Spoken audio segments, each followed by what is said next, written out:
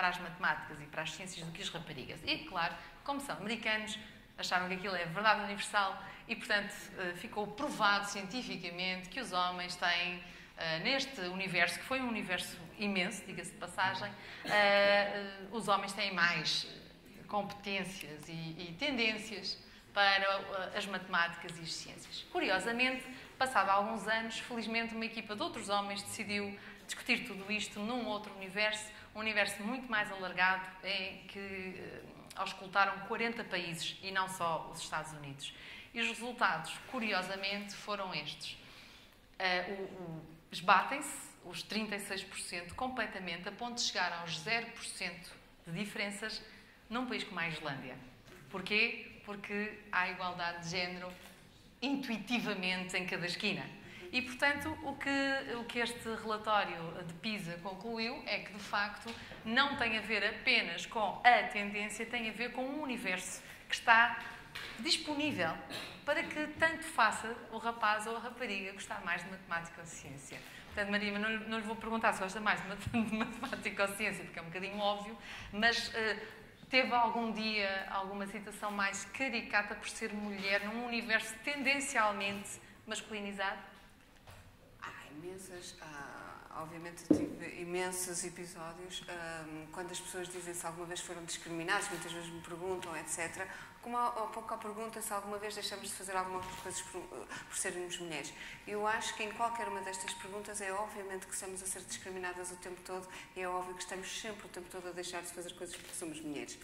E nós nem sequer notamos. E porquê? Porque nós próprios fazemos essa discriminação a nós próprios e nós próprios impomos certos limites a nós próprios. E isso vem desde que nascemos e, obviamente, a grande questão aqui é se é quando porque nascemos e somos já diferentes à nascença ou é só porque simplesmente logo à nascença é-nos criado um ambiente que é completamente distinto. E eles que eram ditas por aqueles casais num quarto e no outro, apesar dos bebés serem exatamente os mesmos, obviamente eles não sabiam, não é? Que os bebés eram os mesmos, eram bebés dos 2 meses até aos 7 meses de idade e simplesmente o que acontece é que nos mesmos bebés, o bebé vestido de azul e de cinzento é-lhe dito que fortalhão, que bebé tão forte, aperta o dedo com muita força, isto e aquilo, e a menina, os mesmos bebés, e portanto os bebés eram de ambos os sexos, não é? Portanto estavam misturados, mas só por estarem vestidos de cor-de-rosa é que meiguinha, que fofinha, etc. E portanto, imediatamente assim que nascemos, nós ouvimos e a nossa forma, provavelmente até antes de nascermos, assim que os nossos pais sabem se somos rapaz ou rapariga dentro da barriga da mãe, provavelmente a forma como a sociedade lida connosco é completamente distinta. E, portanto, eu acho que isso é muito importante nós termos essa noção, é que no dia-a-dia isto acontece. Obviamente eu tive um episódio muito mais caricato do que este, que é 2 episódios, com os meus chefes, quer de doutoramento, quer de pós-doc, ambos homens formidáveis, pessoas fantásticas, mas o que é certo é que eu casei-me durante o meu doutoramento e não fiz alarido disso, até porque casei-me apenas por razões até processuais, de ser facilitada a vida, e portanto não foi feito um grande alarido em Londres. Eu vim a Portugal, casei-me.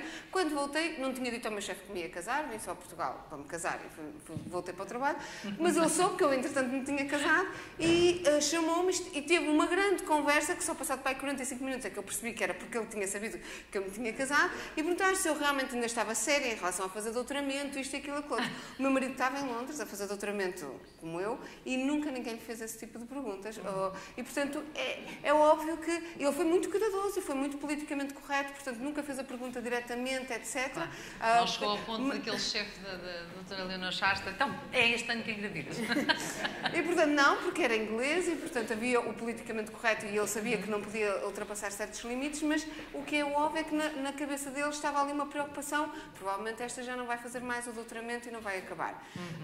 Mais tarde, quando eu fui para Nova Iorque e fui fazer o meu pós-doutoramento para a Universidade de Nova Iorque, eu tinha como chefe o Vítor Nussensweig, que é uma pessoa famosíssima, mas que é casado com a Ruth Nussensweig, que é provavelmente a mulher mais famosa no campo das doenças infecciosas do século XX, assim, e na malária de certeza, e são um casal, assim, maravilha, e ela foi sempre muito famosa, aliás, ela tornou-se mais famosa antes dele.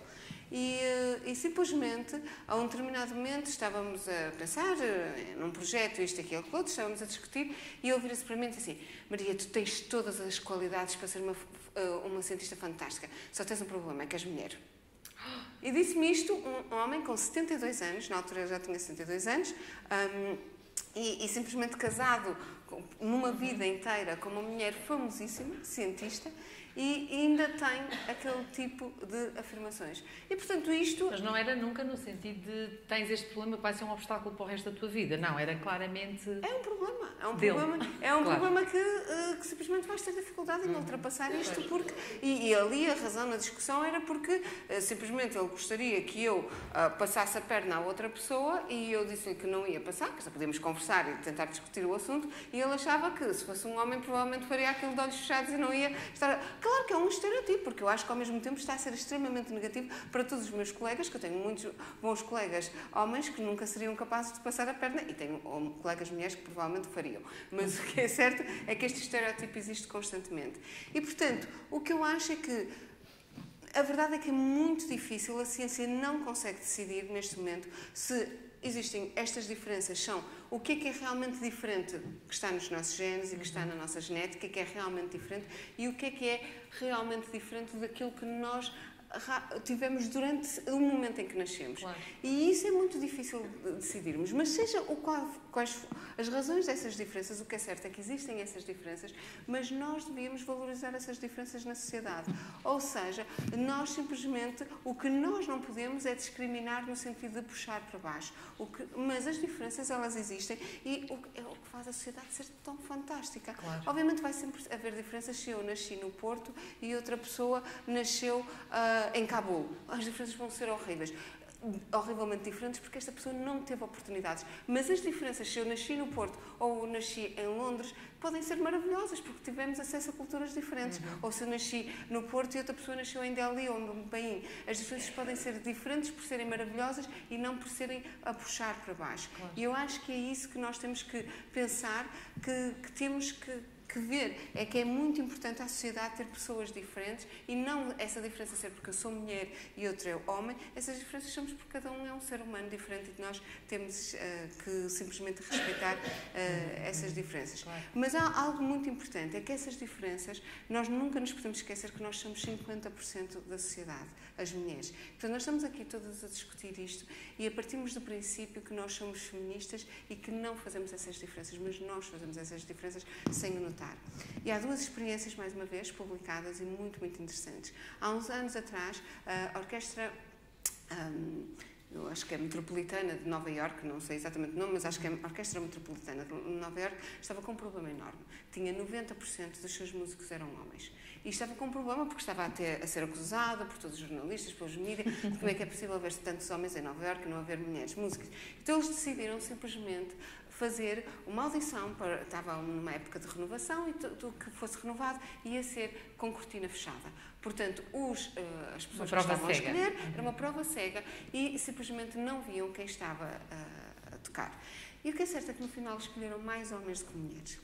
E de repente ficaram com um problema entre mãos. Estavam a fazer isto, mas agora porque eles não queriam este problema, não é? E como é que o vão resolver? E até que pensaram, mas o que é que nós estamos a fazer de errado? Ou que realmente os homens são melhores músicos que as mulheres, e não havia casos para pensar isso. E então simplesmente foi muito simples. Era cego, mas não era surdo. Ou seja, não pela música, mas pelos sapatos. Porque sempre que se faz uma audição, as mulheres músicas vestem-se, e os músicos homens também se vestem melhor, e obviamente que os sapatos das mulheres têm tacão e os dos homens não têm tacão. Por acaso também noto quando entram mulheres. E imediatamente, há bocado entrou uma senhora e disse logo, vê-se que é um ambiente feminino por ouvir, não que eu uso, mas normalmente, mas é realmente, e isso fez a diferença. Então, teve que ser descalço. Teve que ser com cortina fechada e descalça, e apenas aí tiveram 50-50. E, portanto, é incrível que nestas pequenas diferenças nós fazemos a diferença. E uma outra pequena experiência que eu só vou agora dizer, para dizer que realmente as mulheres, como são discriminatórias também, estão igualmente como os homens. E por isso é que provavelmente já tem a ver com a nossa educação, e que nós nem nos apercebemos. Há cerca de 2-3 anos foi publicado um artigo fantástico, com uma experiência correu praticamente grande parte das universidades americanas em que era preciso selecionar centenas de indivíduos para posições em universidades americanas e fora dos Estados Unidos, mas os, digamos, reviewers, os revisores eram americanos, homens e mulheres. Foram escolhidos homens e mulheres dos mais altos níveis, de todos os níveis de ciências sociais, ciências exatas, etc., para selecionar pessoas para estas posições em termos internacionais. E os currículos foram feitos ficticiamente e foi um trabalho incrível, porque todas estas pessoas tiveram página na internet, etc. Portanto, porque hoje em dia nós não recebemos um currículo e vemos só aquele currículo, vamos ao verificar a pessoa, quem é, quem deixa de ser, e portanto foi criada uma página na internet para aquilo, etc. Só que todos os currículos estavam duplicados, um com o nome de uma mulher e um com o nome de homem. Obviamente quem recebia um desses currículos só recebia o do homem ou da mulher, mas portanto todos foram avaliados e foram avaliados por muitas pessoas. E o que é certo é que para aquele tipo de posição, se fosse homem, tinha 80%, com o mesmo currículo, tinha 80% de probabilidade de ser escolhido se fosse homem e só tinha 20% de ser escolhido se fosse mulher. E isso independentemente se era homem ou mulher a escolher. Pois, incrível. Okay? E, portanto, isto mostra que nós estamos inerentemente... Isto é um problema grave, porque parece que está... Enraizado, não é? Está no ADN. Claro, há bocado perguntávamos se estaria no ADN. Doutora Maricel Cunha Rigo, acredito que estes exercícios, estes exemplos, estas análises verdadeiramente científicas não a surpreendam muito, até porque o seu vastíssimo currículo nesta área, enquanto Secretário de Estado da Igualdade, jurista nesta área, Presidente da CITA, etc. E agora, como investigadora, eu diria que não a surpreendem. Não, eu tenho já lido muita coisa de muita gente, não é também só da minha... Eu estava a ouvi-las há bocadinho e tinha aqui uma frase das novas cartas portuguesas, Sim. que diz assim: a mulher e o homem não têm consciência de como a sua identidade é manipulada e condicionada. A repressão perfeita é a que não é sentida por quem a sofre, a que é assumida ao longo de uma sábia educação, por tal forma que os mecanismos de repressão passam a estar no próprio indivíduo, que daí retira as suas próprias satisfações. Então não é tão bom eu ter a minha cozinha tão lavadinha. Vai aqui embora da minha cozinha. E as crianças todas bem cheirosas e todas mais isto e mais aquilo. Porque se eu não fizer... Porque é sempre a somar, não é? Como já foi dito. Relativamente às mulheres é sempre a somar. Já tens muita sorte por isto trabalhar. Portanto, aguenta que é serviço porque ninguém te mandou. Se quiseres ir... não é por isso que tens que deixar de fazer aquilo que é a tua... o que é natural. Aqui, o natural disse no outro tom por causa das aspas. Claro. Porque não tem nada a ver com a natureza, não é? Tem só a ver com a construção social. Pronto, isto é o género. Que a gente se habitua e gosta, e de tal maneira gosta que mantém a passarela quando a tal competição de que se falava há bocado, as mulheres entre si, estamos sempre na passarela, desde meninas. Pode ser para a pestana, pode ser para a inteligência, como foi o seu exemplo, mas é sempre passarela. Portanto, a conversa de estarmos sempre à luta entre nós e às vezes, outras vezes em cooperação também, porque também já passou muito tempo e já há muita cooperação.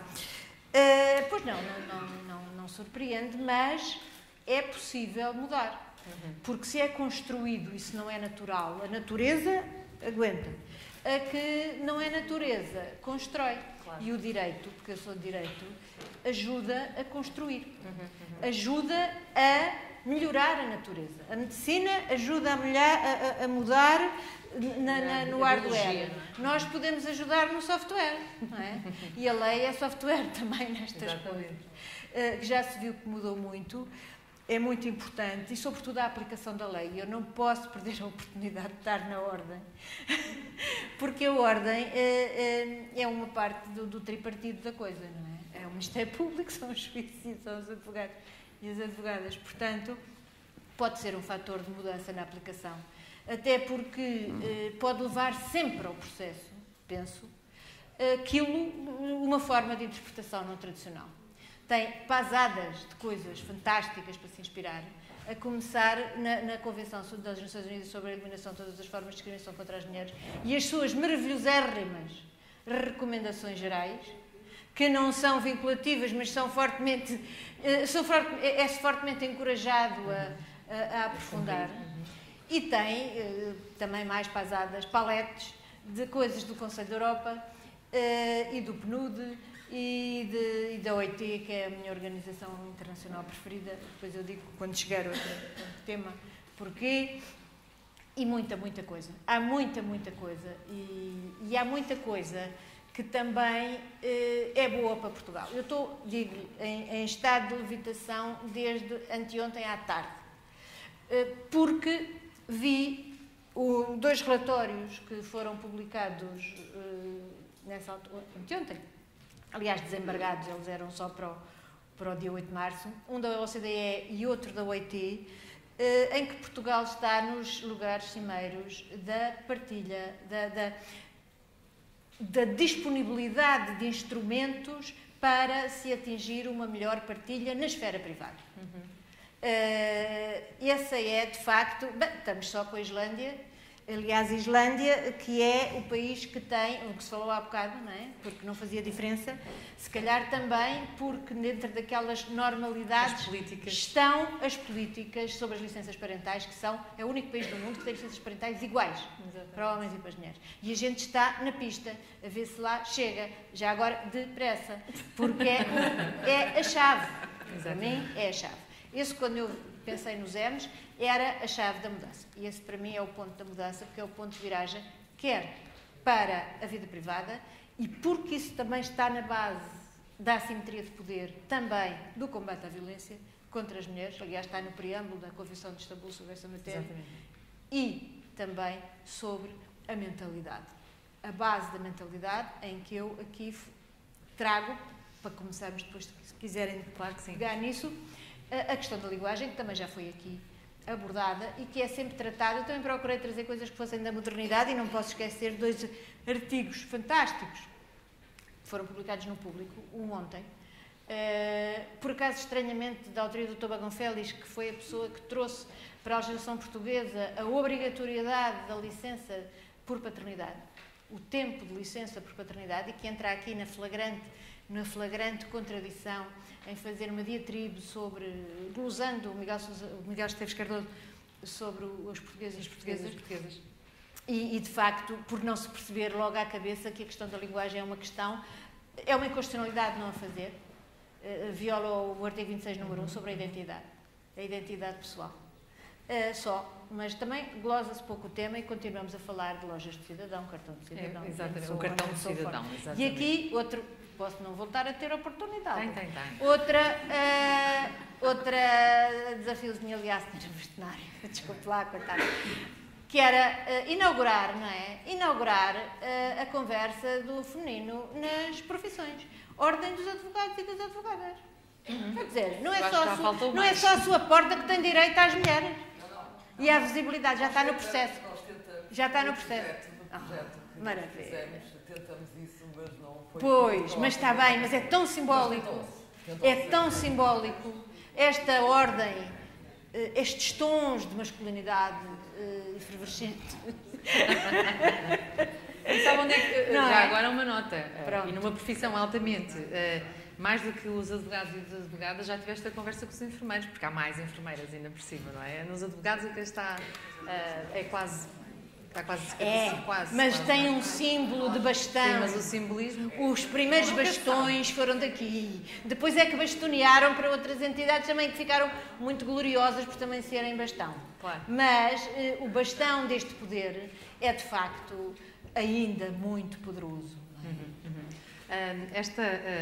Sim, a questão da semântica é importante. Aliás, eu, como dizia há pouco, depois acredito que no próximo boletim da Ordem, que irão certamente perceberão melhor a imagem que está aqui por trás. A nossa impressora não deu para perceber bem que tem a ver com a linguagem, diz portuguesa, português, conselheira, conselheiro, juíza, juiz, bastonária, bastonário, ministra, ministro, consultora e consultor. Portanto, temos aqui esta questão.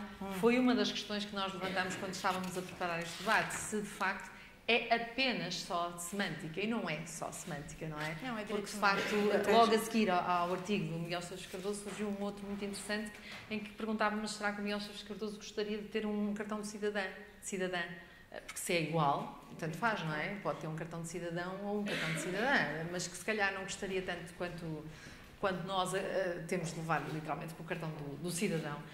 Mas eu não sei, até a partir dessa conversa começou a surgir muita conversa, sobretudo muitas plataformas online a discutirem isto aqui. Começo já a pescar o olho à Isabel Neri, porque a imprensa tem cota parte de responsabilidade nesta matéria.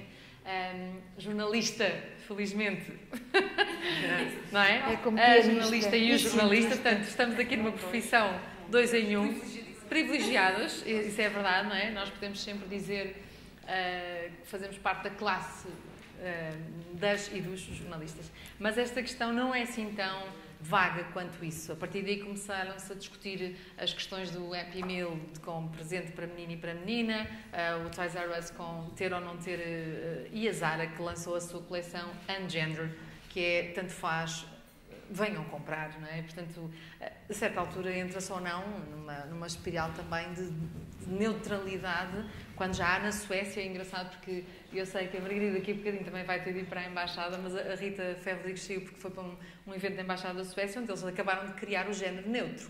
Portanto, há ele, ela e um género neutro. Portanto, não sei se em português algum dia vai acontecer, Isabel, se calhar não é?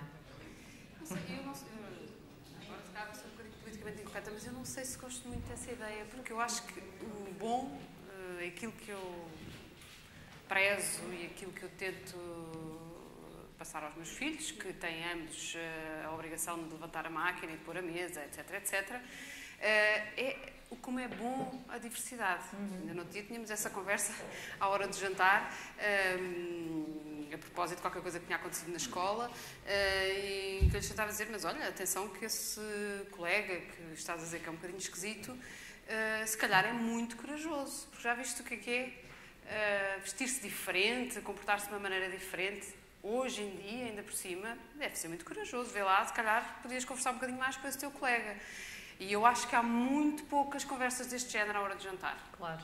Que é, Há poucas conversas à hora de jantar. na verdade, o momento Da uma refeição. certa idade, evidentemente, da educação. E vinha para aqui, no caminho, a pensar